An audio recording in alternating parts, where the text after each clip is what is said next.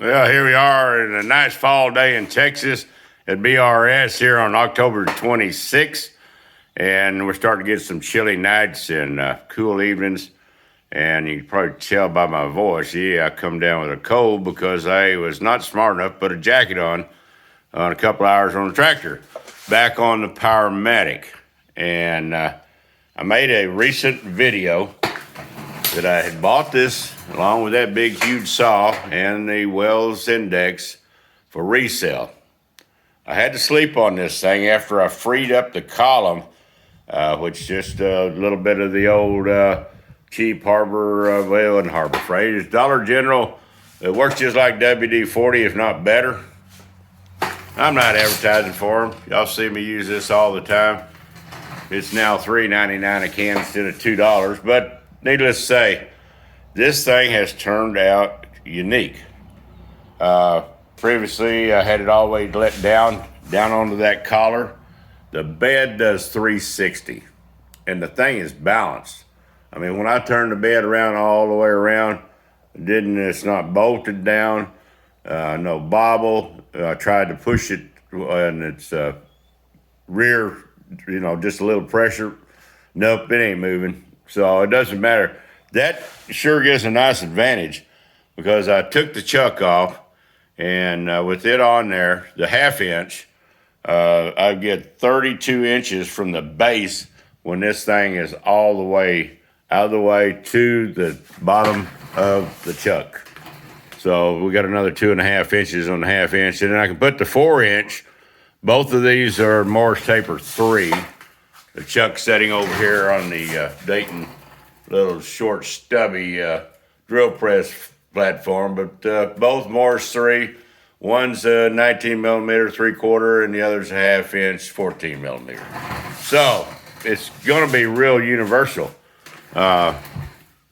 It's by shining my camera up in here and feeling it's very clean. I went in and wire brushed it. I fixed to strip this thing down. And this is what I call one heck of a hydraulic Z power feed. I'm not understanding how it works. I've got the Allen bolts loosened up, ready to pull it off. And I picked up the rear end. I don't think I'm gonna have to put the cherry picker on it. It is substantially heavy. I don't think it weighs over 75 pounds. Looks like it's all cast out of good aluminum. Of course, I got steel fittings in here. Gonna take this thing down. Here's the plunger feed. Just took off the regulator slash oiler for it. No hydraulic fluid yet has poured out, but one heck of a Z power feed, I can tell you. We'll be starting to strip this thing down. Greg over at My Little Mule, you're doing a restoration here on a real nice little smaller drill press. Give me some of your comments. It's actually can go on up and get this lid off. This thing will go up. Of course, I'd have to have a step ladder to operate it or platform to work off of. But height-wise, we still got capability of getting taller with this thing. And then, of course, at one point, it would have to be anchored, the base to the concrete. I'm going to pause this camera a minute. I'm going to take this off. So far, the quill's coming down fine. I had to just, since I have no power, manually turned here with a big pipe wrench with a softener on it. And then I got a bar under it as well, and she's free up there. So let's put this on pause and get this off and get it on the table and continue. All right, wasn't a piece of cake. Might have been a little more than 65, 70 pounds, but old Bear got it over here. Kind of uniquely built. I mean, this is dinosaur, technology, but I see other uses for this thing. I can always come around here and put me a wheel crank on here. And let me back up. But tear down continues. Getting this motor off. I've got a Beldor new 3-horse back here, and then I'll put on a variable frequency drive just like that one. And I'm going to end up with The variable frequencies, I have a pinchiometer and RPM built in. Same with the mill and the lathe. But here's the unique feature. Let me move the blocks out of the way. Get around here and loosen the handle.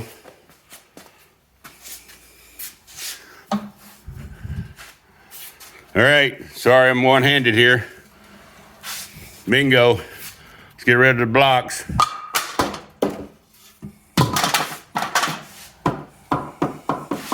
Now we're right back over the table, but I love this advantage of swinging this thing out of the way, right, left, or up to the rear, and using that base for extra height. And so far, everything moves really free. Now we've had it up and down. Like I say, when I go all the way to the bottom, it gives me over 30 inches on the 4-inch big thick 19 millimeter chuck, and then I'll get the other one, get 32 inches. But well, hopefully the guys that are following me, this is a model 1200 and has some unique features. So don't see any damage so far, but let's tear her down this week. Go into a part 2, maybe several parts on this one. Powermatic, please give me your comments below if you own one of these.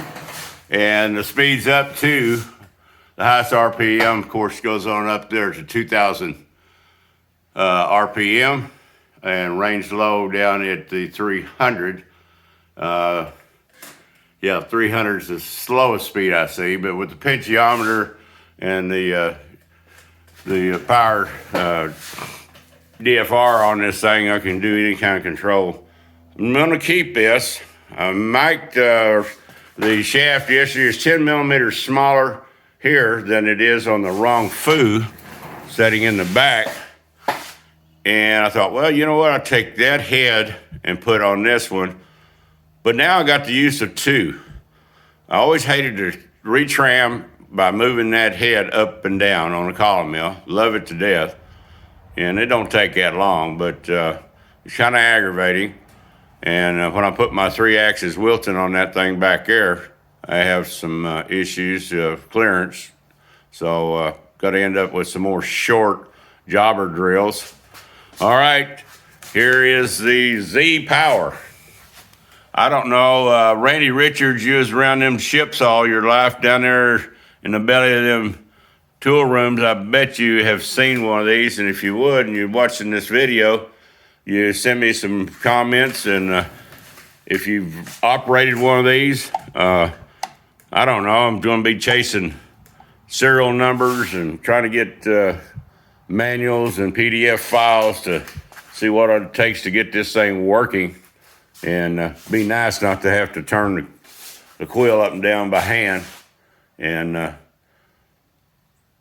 anyhow, today is a beautiful day in Texas. Got the old tractor out yesterday, and like I said, I worked a little bit in the cool air and coming down with a bad head cold, but the old tractor's getting ready for a good 100% service too, and get it in use. And I got a friend that's got a box blade and a brush hog for it for sale, very reasonable.